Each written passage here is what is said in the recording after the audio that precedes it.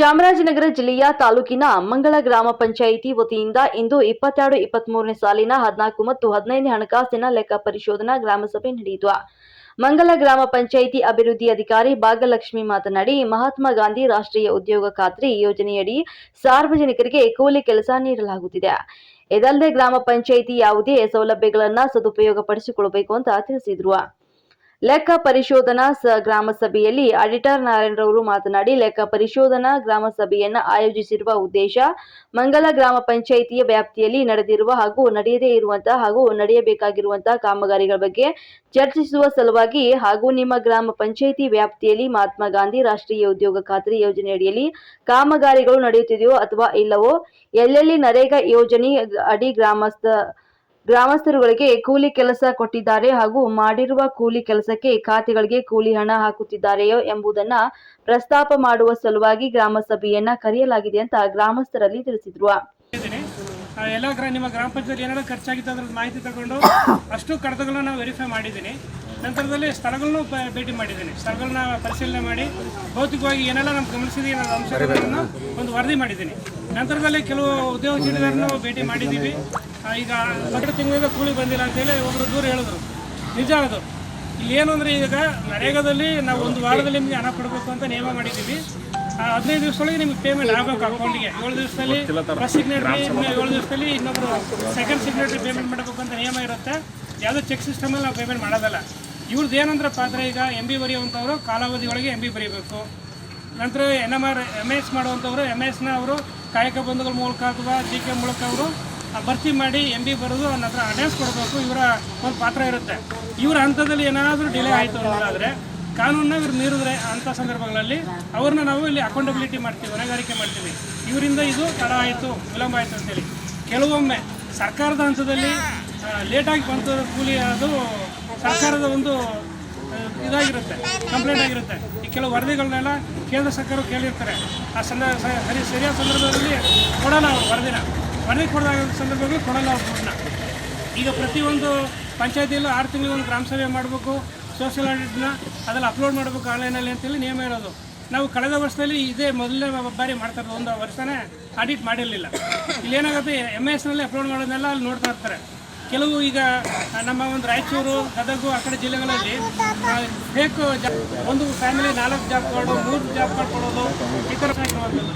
ಈ ಒಂದು ಕಾರಣಕ್ಕೆ ಏನಾಗುತ್ತೆ, ಕೇಂದ್ರ ಸರ್ಕಾರ ನೇರವಾಗಿ ಆನ್ಲೈನ್ ಪೇಮೆಂಟ್ ಮಾಡಬೇಕಾದ್ರೆ ವಿಳಂಬ ಆಗಿರುವಂಥದ್ದು. ಒಂದು ಸರ್ಕಾರದ ಹಂತದಲ್ಲಿ ವಿಳಂಬ ಆಯಿತು ಅಂದರೆ ಅದಕ್ಕೆ ಯಾವುದೇ ವಿಳಂಬ ಭತ್ಯೆ ಬರೋದಿಲ್ಲ. ಬಟ್ ನಮ್ಮ ಹಂತದಲ್ಲಿ ಯಾವ್ದಾರ ಕಾರಣಕ್ಕೆ ವಿಳಂಬ ಆಗಿದ್ರೆ ಅದು ವಿಳಂಬ ಭತ್ಯೆ ಪಡೆಯೋಕ್ಕೂ ನಾವು ಅನುಕೂಲವಾಗಿರ್ತೀರಿ. ನೀವು ಕಂಪ್ಲೇಂಟ್ ಬೇಕು ಲಾಡ್ಜ್ ಮಾಡ್ಬೋದು. ಮತ್ತು ಕೆಲಸ ಕೊಟ್ಟಿಲ್ಲ ಅಂದರೆ ನೀವು ನಮಗೆ ನೀವು ಕಂಪ್ಲೇಂಟ್ನ ಇಲ್ಲಿ ಕೊಡ್ಬೋದು. ನಿಮ್ಮ ಸಭೆ ಇದು. ಜೊತೆಗೆ ನಾವು ಹಿರಿಯ ನಾಗರಿಕರು ವಯಸ್ಸಾಗಿದೆ, ನಮಗೆ ನಾವು ಕೆಲಸ ಮಾಡ್ತೀವಿ, ನಮಗೆ ಕೆಲಸ ಕೊಡಬೇಕು ಅಂದಾಗ ನಾನೇನಾದರೂ ಕೊಡಲೇಬೇಕು. 65 ವರ್ಷ ಮೀರಿದ್ರು ನಿಮ್ಗೆ ಕೆಲಸ ಕೊಡಬೇಕು. ನಾನು 90 ವರ್ಷ ನನಗೆ ಆಗಿದ್ದರೆ ಕೆಲಸ ಕೊಡಬೇಕು ಅನ್ನೋದು ನಿಯಮ ಇರೋದು. ಅವ್ರಿಗೆ ಏನು ಮಾಡ್ತೀವಿ, ರಿಯಾಯಿತಿ ಕೊಡ್ತೀವಿ. 50% ಶೇಕಡದಷ್ಟು ಏನು ಒಂದು 18ರಿಂದ 65 ವರ್ಷ ದುಡಿತಾರೆ, ಅದರಲ್ಲಿ ಅರ್ಧ ಭಾಗ ಕೆಲಸ ಮಾಡೋದಕ್ಕೆ ಉದ್ಯೋಗ ಖಾತ್ರಿಯಲ್ಲಿ ಕೆಲಸ ಕೊಟ್ಟು 316 ರೂಪಾಯಿ ಏನು ಮೇಡಮ್ ಹೇಳೋದು ನಿಯಮ ಇರೋದು. ಅದ್ರ ಜೊತೆಗೆ ಯಾರು ವಿಕಲಚೇತನರು ನಾವು ಕೈಯಲ್ಲಾಗೋ ಕೆಲಸ, ಕುಡಿಯೋ ನೀರು ಕೊಡ್ತೀವಿ, ಬರೀ ಜಲ್ಲಿನ ತುಂಬ್ತೀವಿ ಬಕೆಟ್ಗೆ ಅಂದರೆ ಅವ್ರಿಗೂ ಕೆಲಸ ಕೊಡಬೇಕು ಅನ್ನೋದು ನಿಯಮ. ಒಟ್ಟು ನಿಮ್ಮ ಫ್ಯಾಮಿಲಿಗೆ ಒಂದು ಉದ್ಯೋಗ ಕೊಡೋದ್ರ ಮೂಲಕ ನಿಮ್ಮ ಗ್ರಾಮ ಪಂಚಾಯತಿ ವ್ಯಾಪ್ತಿಯಲ್ಲಿ ಸಮುದಾಯದ ಆಸ್ತಿ ಮತ್ತು ವೈಯಕ್ತಿಕ ಆಸ್ತಿಗಳ ಸೃಜನೆ ಮಾಡೋದು. ಅಂದರೆ ಈಗ ಅಂತರ್ಜಲ ಅಭಿವೃದ್ಧಿ ಮಾಡುವಂಥ ಕೆಲಸಗಳು, ಕೆರೆ ಕಟ್ಟೆಗಳು ತೆಗೆಯುವಂಥದ್ದು, ಕಾಲುವೆಗಳು ತೆಗೆಯುವಂಥದ್ದು, ಮತ್ತು ಗಿಡ ನೆಡುವಂಥ ಕೆಲಸಗಳನ್ನು ನೀವು ಮಾಡುವಂಥದ್ದು, ಅದು ಕಮ್ಯುನಿಟಿ. ನನ್ನ ವೈಯಕ್ತಿಕವಾಗಿ ಜಮೀನಿದೆ, ನಾನು ವೈಯಕ್ತಿಕವಾಗಿ ನಮ್ಗೆ ಜಾಗ ಐತೆ ಅಂದರೆ ದನದ ಕೊಟ್ಟಿಗೆ ಮಾಡ್ಕೊಳ್ಳೋಕ್ಕೆ, ಕುರಿ ಕೊಟ್ಟಿಗೆ ಮಾಡ್ಕೊಳ್ಳೋ ಜಮೀನು ಇದೆ ಅಂದರೆ ಜಮೀನಲ್ಲಿ ನಾವು ಬದುಲು ಮಾಡ್ಬೋದು, ಕೃಷಿ ಹೊಂಡ ಮಾಡ್ಬೋದು.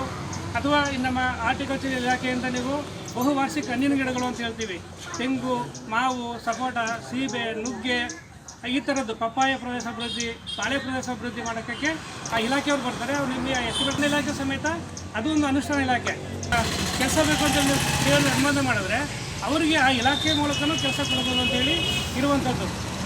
ಹಾಗಾಗಿ ಇಷ್ಟು ಒಟ್ಟಾರೆ ಎಲ್ಲ ಇಲಾಖೆಗಳು ಸಮೇತ ನಿಮ್ಮ ಪಂಚಾಯತಿನಲ್ಲಿ 1/4/2022ರಿಂದ 31/3/2023ರವರೆಗೆ ಕಳೆದ ವರ್ಷದ 12 ತಿಂಗಳ ಅವಧಿಯಲ್ಲಿ ಏನೇನು ಕೆಲಸಗಳು ಮಾಡಿದೆ ಅನ್ನೋದ್ರ ಬಗ್ಗೆ ನಾವೀಗ ಆಡಿಟ್ ಮಾಡಿದ್ದೀವಿ.